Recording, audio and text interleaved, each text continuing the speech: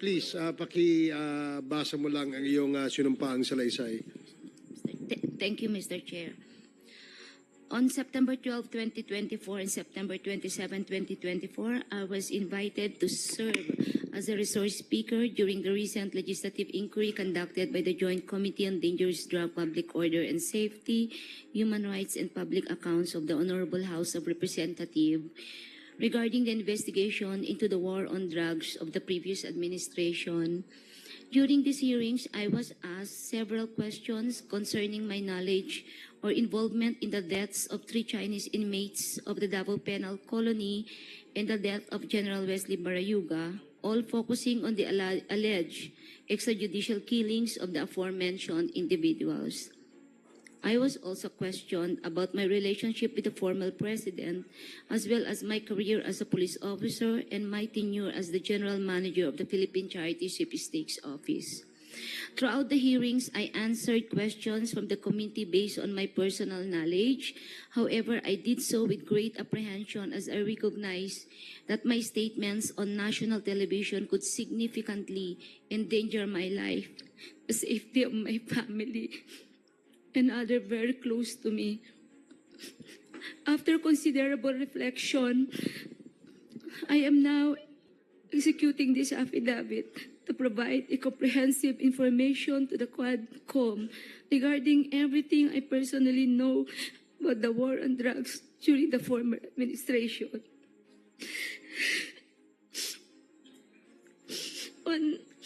On May 2026, I received a call from the President, Rodrigo Roa Duterte, at approximately 5 a.m., instructing me to meet him at his residence in Doña Luisa, Davao City. I was already acquainted with the mayor, having served as the station commander in one of the police stations in Davao City during his tenure. During our meeting, he requested that I will locate a PNP officer or operative who is a member of the Iglesia ni Cristo, indicating that he needed someone capable of implementing the war on drugs on a national level, replicating the Davao model.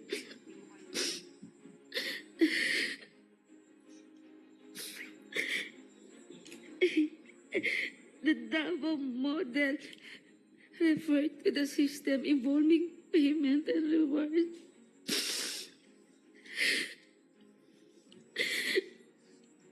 The Davao model involves 3 levels of payment of rewards. First is the reward if the suspect is killed. Second, is the funding of planned operations. And the third is the refund of operational expenses. Colonel Garma, can you speak louder? I'm sorry, speak closer to the microphone.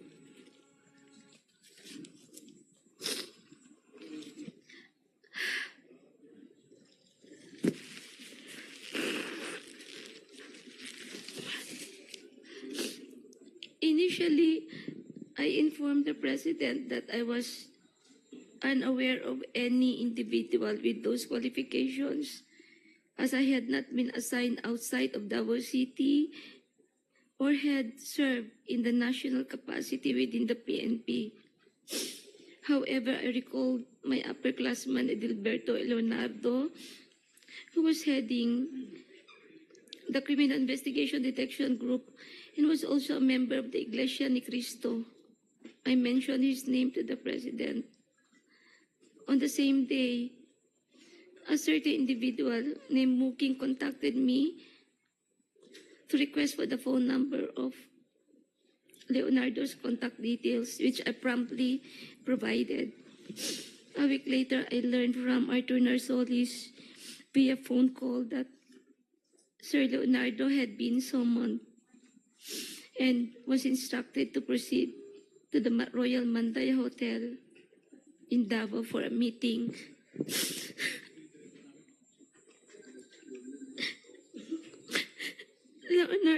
informed me later that he stayed at the hotel for almost 3 days, during which the president directed him to organize, according to Sir Leonardo, a task force which he understood as PAOK-TF. When Leonardo relayed this information, urged me to join the task force, I declined first, citing my lack of experience in handling said operations. Leonardo subsequently informed me that he had prepared a proposal routed to Bongo outlining the task force which would encompass Luzon, Visayas, and Mindanao.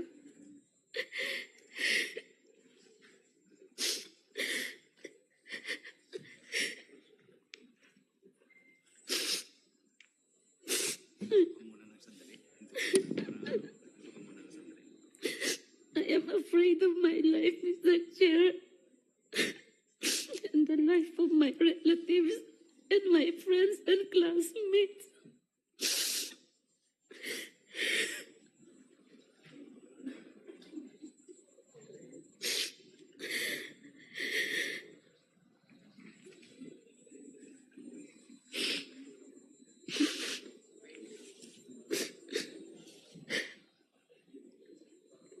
Leonardo subsequently informed me that they had prepared a proposal routed to Bongo confirming the task force operation which would encompass Luzon, Visayas, Mindanao. He also inquired if he and his classmates could have a courtesy call with the president through Bongo for a photo opportunity. Considering this, I thought it prudent to invite also my classmates to join the courtesy call. So in the presence of Colonel Bacay, Villela, Grijaldo, Tuzon, and Dueñas, the member of class 97 and 96 were accommodated in separate rooms at the DPWH office in Panacan, Davao City. The president did not enter our room, and I was unaware if he visited the room of class 96. After the courtesy call, Leonardo informed me that the structure of the mentioned task force would undergo changes. In June of 2016, Leonardo has transferred from Manila to assume the position of the chief of the CIDG Region 11. During the initial 3 months of the assignment, I facilitated all meetings between Leonardo and Bongo at Leonardo's request. Subsequently, they established direct communication.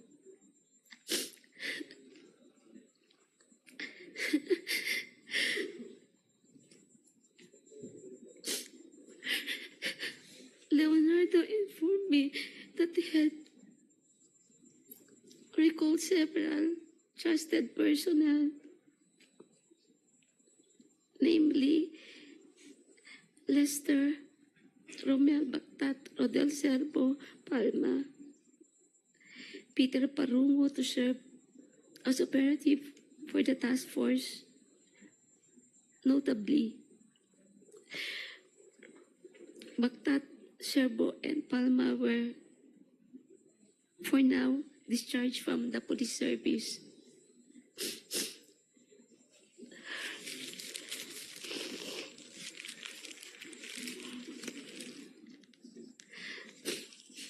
Romel Bactat, Serbo, Palma were all former police officers stationed at the CIDG 11 office.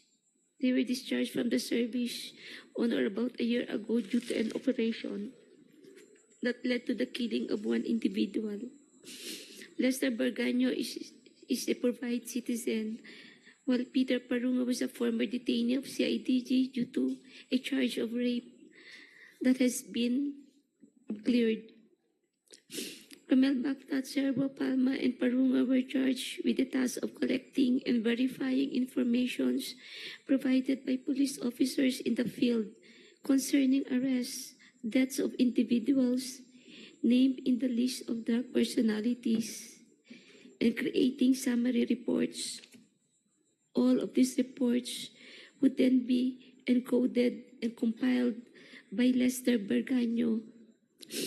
The compilation is thereafter elevated to Sir Leonardo, who will decide what level the arrest or killing was and its corresponding reward. Rewards were only given for killings, while for arrests only for the funding of Copland, and refund for operational expenses was given. I saw how these individuals operated when I would visit my friend in CIDG 11. He conveyed that the task force would be structured differently and that he submitted a document to Bongo detailing the task force operation, including an overview of the current drug landscape in the Philippines. I was informed that the drug structure originated from Bucor, where numerous drug lords are currently incarcerated, and that it has 3 branches, Luzon, Visayas, and Mindanao, with Peter Lim involved in the Visayas region. Once the task force became operational, I later learned that all Copland's funds, refunds for operational expenses, and rewards for agents were processed through the account of Peter Parungo. Currently, Lester Berganyo maintained a comprehensive list of the drug personalities of the Philippines. Leonardo conducted briefings for all PDEA, IG regional directors, and PNP chiefs regarding the drug situation. Additionally, if any individual died during police operations, Leonardo will report the incidents to Bongo for inclusion in the weekly report and request for refunds of operational expenses. Leonardo had final authority to determine who would be included in the list of drug personalities and to classify their threat level, as well as the discretion to remove individuals from the list. Furthermore, in 2016, while I was at the CIDG office following up the appointments of my personnel, I overheard Padilla discussing drug activities at the Davao Penal Colony with Leonardo.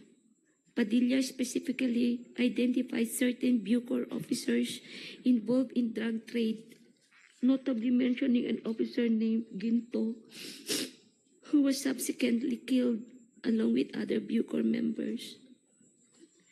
These are the critical facts I personally know regarding the drug war of the previous administration. I am prepared to provide additional details and information in a supplemental affidavit or during an executive session at the discretion of the committee. I affirm the truthfulness and accuracy of the above statements. Thus is in the investigation by the Joint Committee, Your Honors. Mr. Chairman. Go ahead, SDS. Mr. Chairman, alam mo, papasalamat ako kay Ma'am Garma. And no, alam po natin ang nararamdaman mo. Pero kaya ako umakyat, nanonood po ako sa TV, sa baba. Mukhang itong committee na to parang pinilit ka para magsalita. Kaya ka umiyak. Baka sabihin ang Quadcom pinilit ka para magsumite ng affidavit at basahin mo. Umiyak ka. So gusto po namin kasi na pakita mo talaga na kusang loob ang sasabihin mo dito sa Quadcom. Wala pong sapilitan at galing po sa puso nyo ang pagsasalita. So kaya po ako umakyat na sa baba ko, kausap ko yung mga ibang kasama natin. Ma'am Garma, alam ko naman po yung sitwasyon nyo. May nanonood po sa atin buong Pilipinas, lalo na sa Mindanao. Alam ko po kung ano nararamdaman nyo. Pero pakita nyo naman po, in the interest of fairness of every Pilipino, pakita po natin yung fairness dito. Kung titignan nyo po yung mukha nyo sa TV, ang analisa po namin, parang itong committee na to, which is ako na bigla, may affidavit kayo. Kaya ako po sana, kung pwede, kasi hindi po naintindihan yung mga binabasa nyo, yung mga nanonood. Yung affidavit nyo, hindi po naintindihan yung mga televiewers natin. Kung kayo nandito, naintindihan nyo, pero pag nasa TV kayo, hindi nyo po naintindihan yung mga sinasabi nyo. Mr. Chair, on that note, kung pwede po, magpahingat siya, huwag siya umiyak, sabihin niya lahat in a clear reading, in a clear words. Ako po, I move sana para basahin niya ulit yung kanyang affidavit, Mr. Chairman. Salamat po. Siguro, Miss Roina Garma, we will give you time to be composed. And we cannot blame you doon sa inyong emosyon. Ako rin, bigla din ako doon kasi it's a sudden turnaround, no? From the last mga hearings po natin. And suddenly, we will be receiving an affidavit like this, no? Siguro, malapat lamang pong sabihin natin sa committee to kung somebody forces you to execute an affidavit like this. That a while ago, the reason why we're asking Congressman Manuel to hold his gun kasi nga I was able to see the affidavits and I really wanted to read muna for a while. And 4 pages lang naman po yun. So, nakakagulat din po yung nilalaman ng inyong affidavit dahil a complete turnaround. So, meron po bang pumilit sa inyo para i-execute itong affidavit na to? Wala po, Mr. Chair.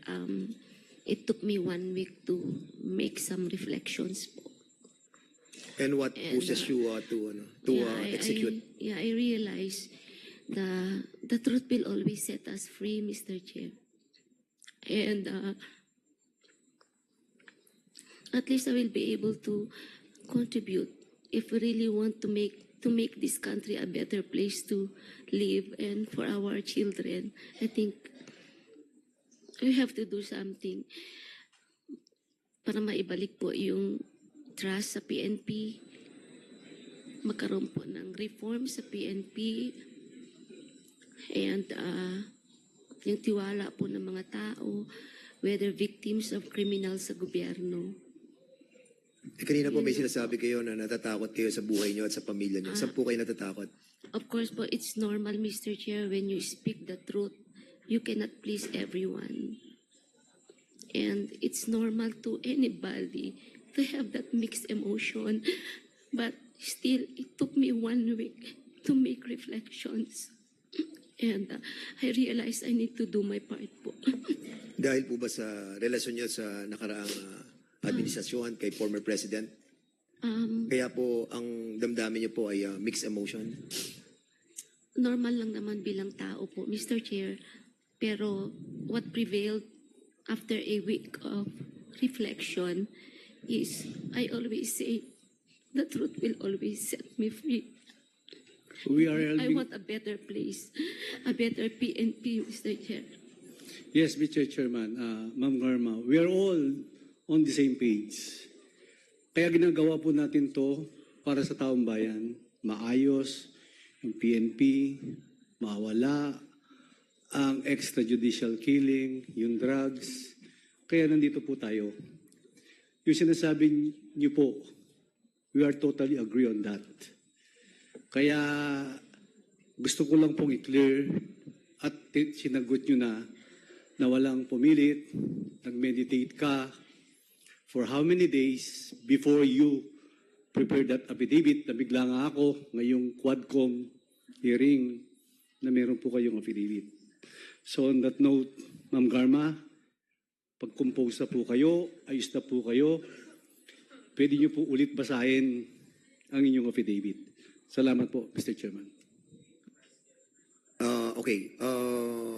SDS, are we going to ask Ms. Garma to read again Please, Mr. Chairman. yung kanyang affidavit, no?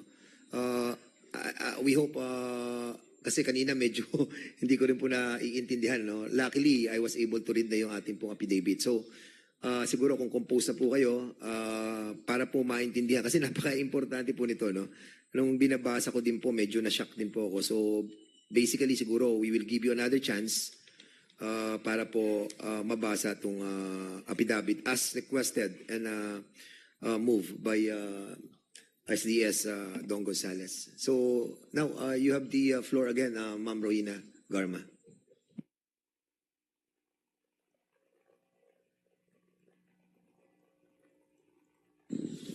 On September 12, 2024 and September 27, 2024, I was invited to serve as a resource person during the recent legislative inquiry conducted by the Joint Committee on Ma'am, Drugs. can you put the mic a little bit closer to your mouth, please? Yes, sir. During these hearings, I was asked several questions concerning my knowledge or involvement in the deaths of 3 Chinese inmates at the Davao Penal Colony and the death of General Wesley Barayuga, all focusing on the alleged extrajudicial killings of the aforementioned individuals. I was also questioned about my relationship with the former president, as well as my career as a police officer and my tenure as the GM of the Philippine Charity Sweepstakes Office. Throughout the hearings, I answered questions from the committee based on my personal knowledge.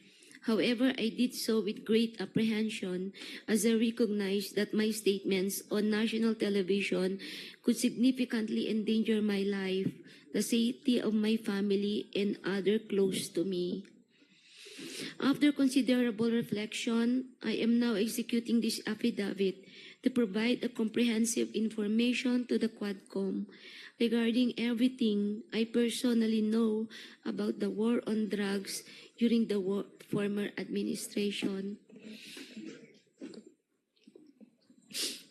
On May of 2016, I received a call from the then President Rodrigo Duterte at approximately 5 in the morning, instructing me to meet him at his residence in Doña Luisa, Davao City. I was already acquainted with then Mayor Duterte, having served as a station commander in one of the police stations in Davao during his tenure. During our meeting, he requested that I locate a PNP officer or operative who is a member of the Iglesia ni Cristo, indicating that he needed someone capable of implementing the war on drugs on a national scale, replicating the Davao model. The Davao model referred to the system involving payment and rewards. The Davao model involves 3 levels of payments of rewards. The first is the reward if the suspect is killed. Second is the funding of planned operations. Third is the refund of operational expenses. Initially, I informed the President that I was unaware of any individual with those qualifications, as I had not been assigned outside of Davao, nor had I served in a national capacity with the PNP. However, I recalled my upperclassman, Edilberto Leonardo, who was handling the Criminal Investigation Detection Group and was also a member of the Iglesia ni Cristo. I mentioned his name to the President.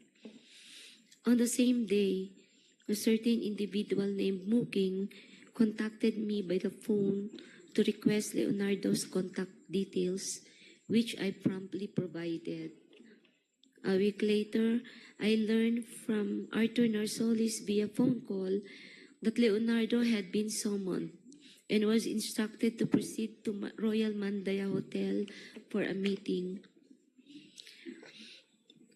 Leonardo informed me that he stayed at the hotel for 3 days, during which the President directed him to organize a task force similar to PAOK-TF.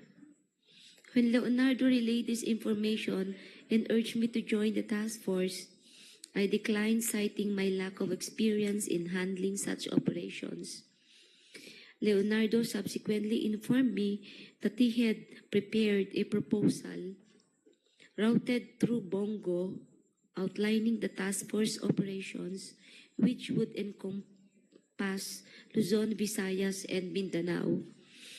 He also inquired if he and his classmates could have a courtesy call with the President through Bongo for a photo opportunity. Considering this, I thought it would be prudent also to invite my classmates, Bakay, Vilela, Grijaldo, Tuzon, and Dueñas, to join the courtesy call.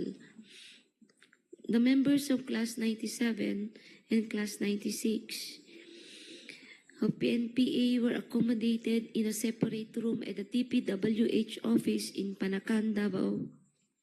The President did not enter our room, and I was unaware if he visited the room of Class 96. This is 96 or not 97.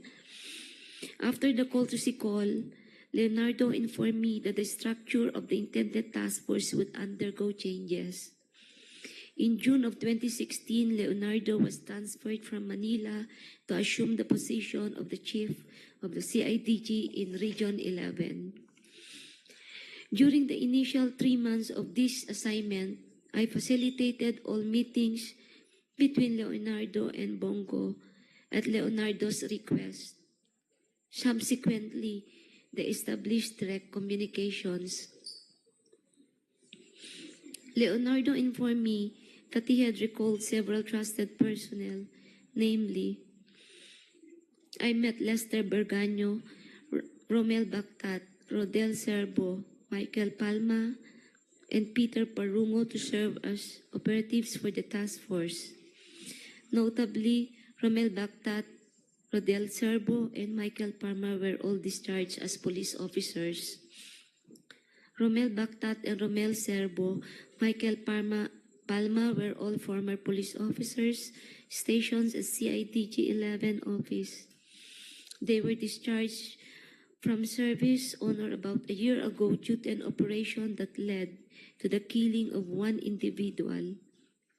Lester Berganyo is a private citizen, while Peter Parungo was a former detainee in CIDG due to a charge of rape that has been cleared.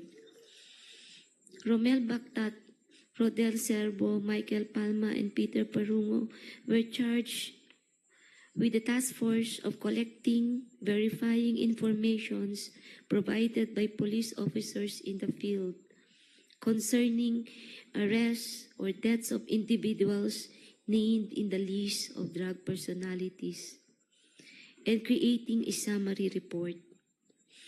All of these reports would then be encoded, compiled by Lester Berganyo. The compilation is thereafter elevated to Leonardo, who will then decide what level the arrest or killing was and its corresponding reward. Rewards were only given for killings, while for arrests, only the funding of the COPLAN and a refund for the expenses was given. I saw how this individual operated when I would visit the CIDG office in Region 11 to see my friend Lot Lot. He also conveyed to me that the task force would be structured differently, in that he submitted a document to Bongo detailing the task force operation, including an overview of the current drug landscape in the Philippines. I was also informed that the drug structure originated from Bucor, where numerous drug lords are currently incarcerated, and that it has 3 branches, Luzon, Visayas, and Mindanao, with Peter Lim involved in the Visayas region. Once the task force became operational, I later learned that all COPLAN funds refunds for operational expenses, and rewards for agents were processed through the bank accounts of Peter Parungo at Metrobank, BDO, and PS Bank. Concurrently, Lester Berganyo maintained a comprehensive list of the drug personalities in the Philippines. Leonardo conducted briefings for all PDEA, IG, regional directors, and PNP chiefs regarding the operations. Additionally, if any individual died during police operation, Leonardo would report the incident to Bongo for inclusion in his weekly report and request for refunds of operational expenses. Leonardo had the final authority to determine who would be included on the list of drug personalities and to classify their threat levels, as well as the discretion to remove individuals from the list. Furthermore, in 2016, while I was at the CIDG office, following up on personnel appointments, I overheard Superintendent Padilla of Bucor discussing drug activities at the Davao Penal Colony with Leonardo. Padilla specifically mentioned certain Bucor officers involved in the drug trade, notably mentioning an officer named Ginto, who was subsequently killed along with other Bucor members. These are the critical facts I personally know regarding the drug war of the previous administration. I am prepared to provide additional details and information in the supplemental affidavit or during an executive session at the discretion of the committee. I affirm the truthfulness and accuracy of the above statement to assist in the investigation by the Joint Committee on Dangerous Drugs, Public Order and Safety, Human Rights, and Public Accounts of the Honorable House of Representatives, the Quadcom. Mr. Chair. Tapos na po kayo, ma'am? Yes, Mr. Chair. So on that note, ma'am, maraming salamat ulit sa pagbasa niyo sa inyong affidavit. Thank you, Mr. Chairman. Thank you, Congressman Gonzales. So the first to interpolate Colonel Garma is Congressman Raul Manuel. You have 10 minutes. Thank you, Mr. Chair. Mr. Chair, I'm actually shocked by the contents of the affidavit. So I'll be asking clarificatory questions. I'll be focusing dun sa nabanggit na reward system, Mr. Chair. Mr. Chair, sa affidavit ni Colonel Garma, binanggit niya na siya ay dating pinatawag ni former President Rodrigo Duterte. Nung pinatawag siya, ibinahagi ba yung plano na i-implement nationwide yung war on drugs? Tama po ba? Yes, Mr. Chair. Mr. Chair, nung mayor si former President Rodrigo Duterte sa Davao, implemented na doon ang war on drugs based sa kung paano natin siya ngayon napoperceive. Tama po ba? Yes, Mr. Chair. Okay, Mr. Chair, at least ngayon, buti po ay na-admit iyon ni Colonel Garma dahil nung nakaraang mga pagtanong po natin ay hindi pa agad din yon na napuput on record dito sa komite. At least po ngayon ay alam na po natin talaga once and for all. Mr. Chair, nung station commander si Colonel Garma, nung panahon ni former President Rodrigo Duterte as mayor, ibig sabihin po ba nun ay given her role, isa po siya sa mga nag-implement ng war on drugs sa Davao. Tama po ba iyon, Mr. Chair?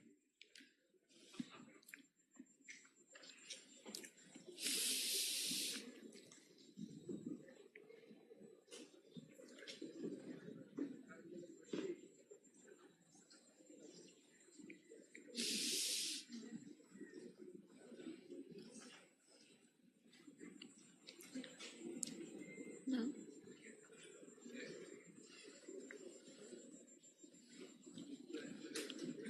Paki-clarify mo lang yung question. Yeah, Mr. Chair, ang tanong ko po dahil naging station commander po si Colonel Garma noong Davao Mayor si Rodrigo Duterte. So ibig sabihin po nun, given her role, ay isa po siya sa mga nag-implement ng war on drugs sa Davao. Yes, Mr. Chair. Mr. Chair, nag-implement po siya noon dahil kasama po siya dun sa mga na-mention kanina from NUPL, yung Davao Boys and Girls. Tama po ba, Mr. Chair? Mr. Chair, can I explain my answer, Mr. Chair, so that maintindihan po ni Congressman? Sige. Yes, Mr. Chair. Pakilapit lang po yung microphone Yes, sa inyong and, bibig. this is how it works actually.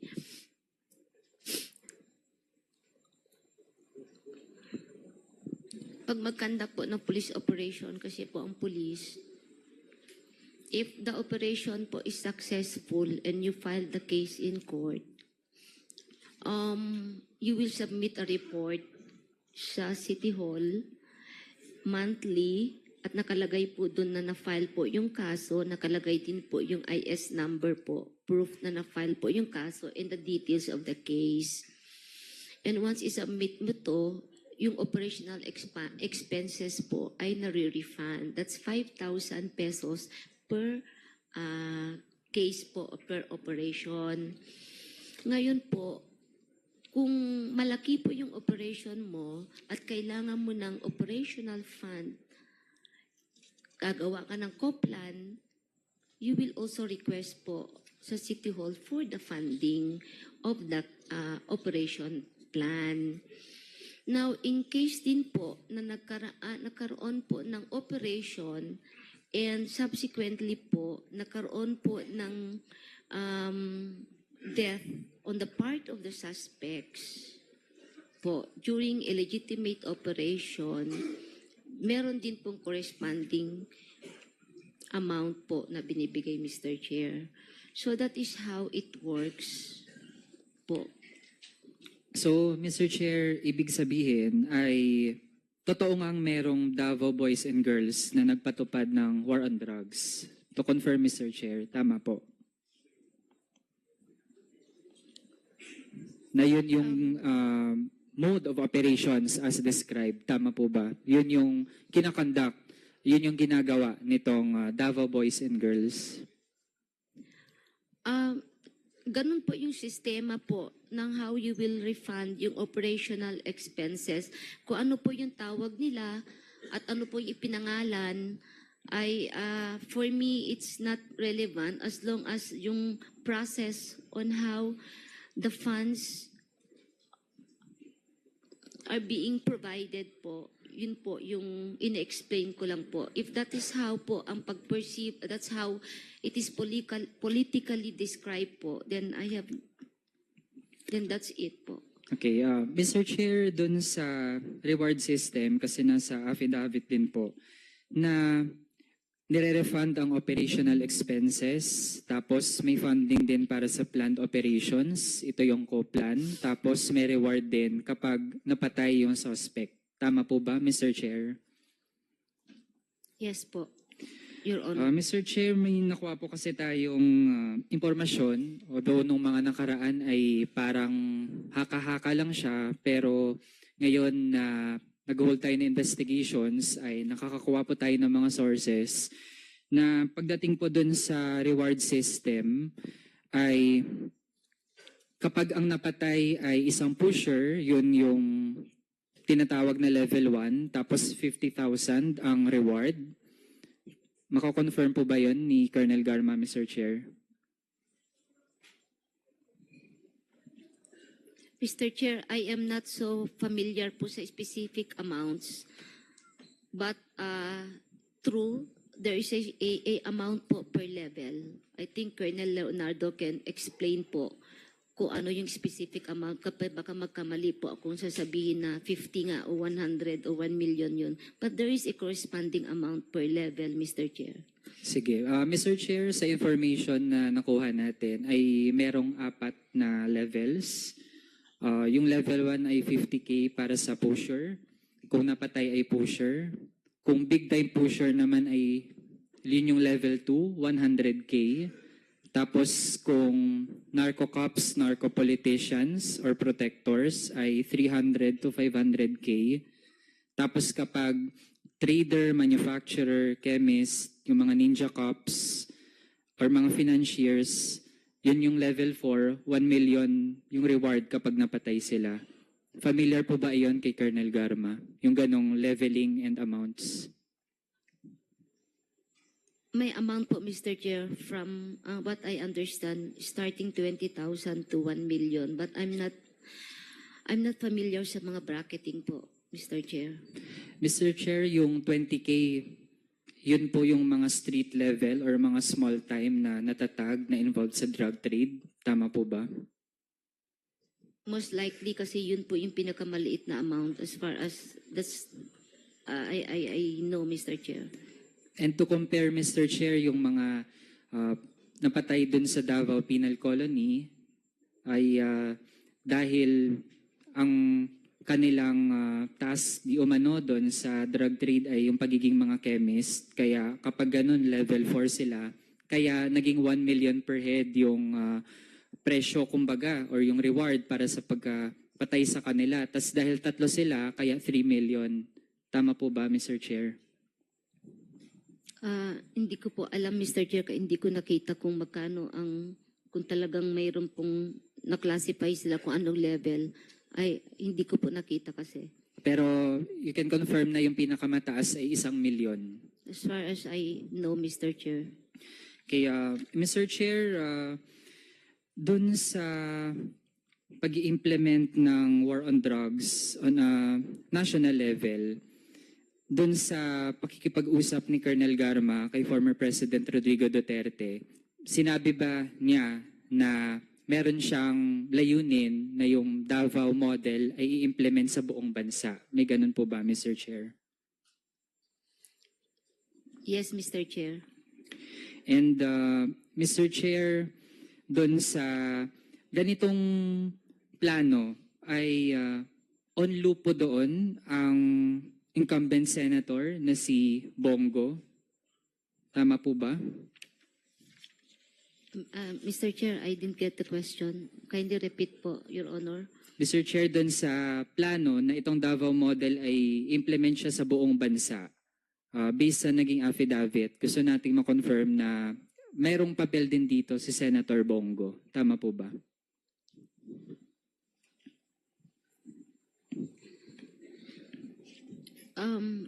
Sa aking understanding, it would appear, Mr. Chair, kasi po siya ang minimit ni Sir Leonardo. Mr. Chair, kapag may napatay na suspect dun sa drug trade, kanino unang nire-report yung mga instances na merong napatay?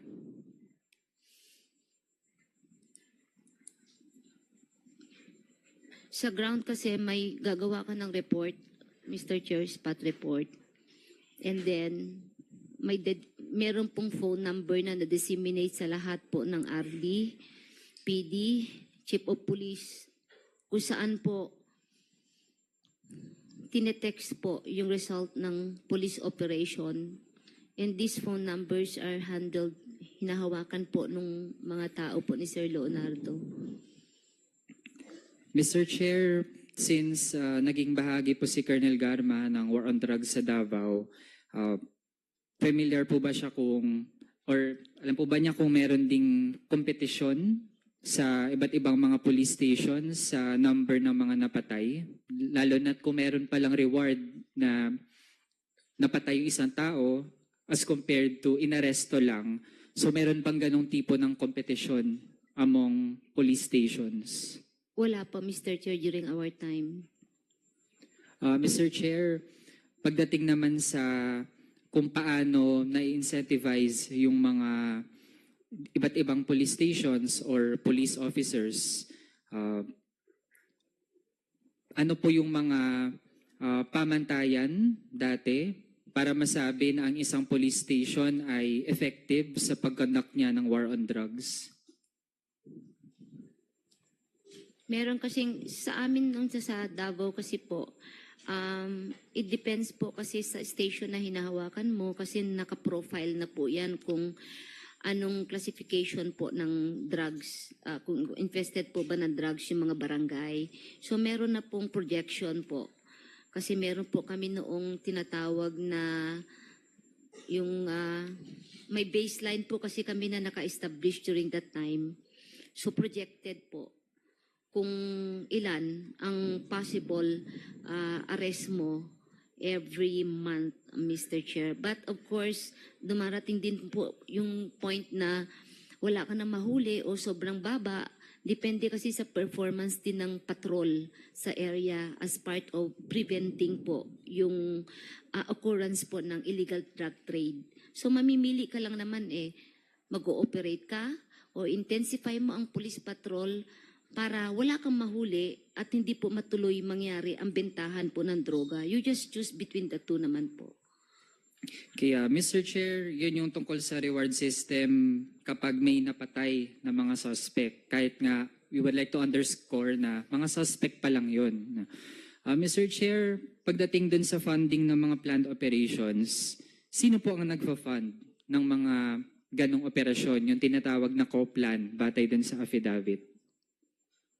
What I understand pong alam ko po, pag malalaking police operation, the case operation plan ay sinasubmit po kay Sir Leonardo for funding. And I think si Sir Leonardo po maka-explain kung saan po galing ang pondo, Mr. Chair. Mr. Chair, sa pagkakaalam ni Colonel Garma, meron bang mga private individuals or corporations na nagbibigay din ng, kumbaga, we can say, donation para sa ganitong mga planned operations? I'm not aware, Mr. Chair. Wala akong alam po. Mr. Chair, pare-pareho ba yung amount na binibigay para dun sa kada operation na kinoconduct? Hindi ko rin po alam, Mr. Chair, kaya hindi ako ang nag-evaluate ng mga co-plan.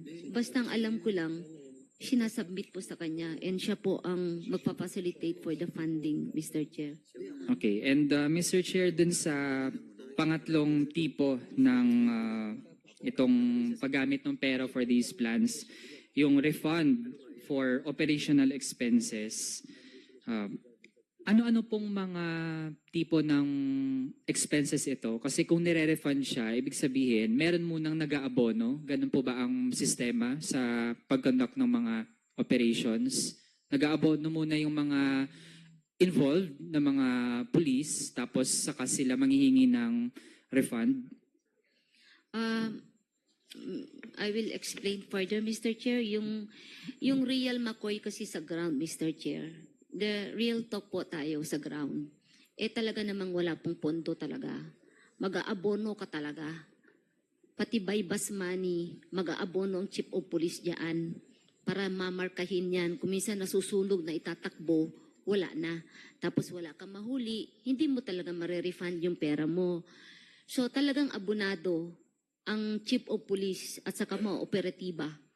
That is why in Davao, once successful po ang police operation na file mo ang kaso, may IS number po, proof that you filed the case, i-refund po ng 5,000 pesos yung mga expenses like photocopy, bypass money, payment for the agent, pagkain po ng suspect pag dinala mo po sa court, kasi maghihintay ka rin, tatagal ka rin sa korte. So those are the expenses which is very decent enough naman, just enough para lang maibalik at ma-refund po yung mga personal expenses na nagastos po ng chief of police o ng mga operatiba during police operation, Mr. Chair.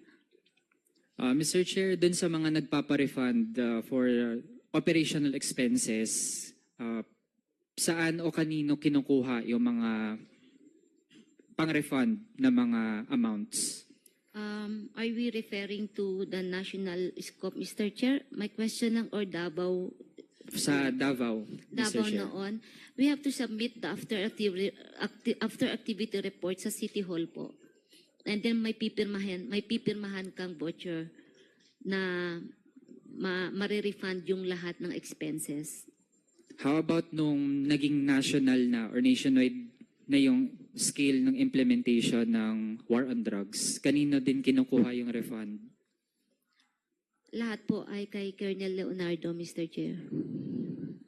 Okay, so far, Mr. Chair, mas yun muna yung aking mga tanong. Pero so far, based sa mga narinig natin hanggang ngayon, Mr. Chair, inaabsorb ko pa rin talaga dahil hindi usual na marinig natin na merong nagko-confirm na meron talagang reward system, yung mga amounts, ranging from yung small time pala na mga kahit inosente, 20K yung presyo para sa kanila. Tapos yung mga big time, kumbaga, tig 1 milyon bawat ulo. And from Davao ay naging massive ito hanggang sa buong bansa. Kaya naman pala ganado yung mga sangkot na mga pulis na kapag neutralization talaga ang layunin ay pumatay dahil pala ganun kalaki yung reward na kanilang makukuha, Mr. Chair. So yun muna sa ngayon. Maraming salamat. Okay, salamat Congressman Manuel. Yes, Deputy Speaker Suarez. Just a little bit of clarification to the points raised by Congressman Manuel. Colonel Garma, you mentioned earlier na dati po kayong Chief of Police ng Cebu. Tama po yun? Yes, Your Honor. Yeah. Mr. Can you Chair. speak louder? Kasi, Yes, Your Honor, Mr. Chair. At kanina po nung ginaganap po yung hearing dito, nagdadatingan po yung mga biktima under your watch. And a lot of these victims actually flew in from Cebu. Earlier today, with the interpellation of Congressman Manuel, you confirmed that there was a reward system with regards to the implementation of the drug war. Can you further explain how this reward system was implemented while you were the head cop of the city of Cebu? Mr. Chair, during my stint as the City Director of Cebu po, yung mga station commanders ay directly reporting to R2. So, pagka may mga incident po, kasi po, widespread yung phone number naman lahat po ng chief of police yan, makonfirm, mayroon silang number kung saan sila magte-text. So, Ulit lang po. Sorry, hindi ko narinig. widespread po yung number kung saan po sila magte-text. During my time po, wala po nagte-text sa akin para ibato ko kay Sir Leonardo para bayaran. Hindi po ganun ang setup sa Cebu. The chief of police would directly report sa R2 po. Alam niyo po, Mr. Chair, during the drug war, sometimes po may mga nababypass din ng mga commanders. Kasi po, ang control is either direct control ng RD or direct control ng R2 or ng mga special units o task force. And sometimes, hindi naman yung territorial police po ang may project nun. Tumatawid po. Yes.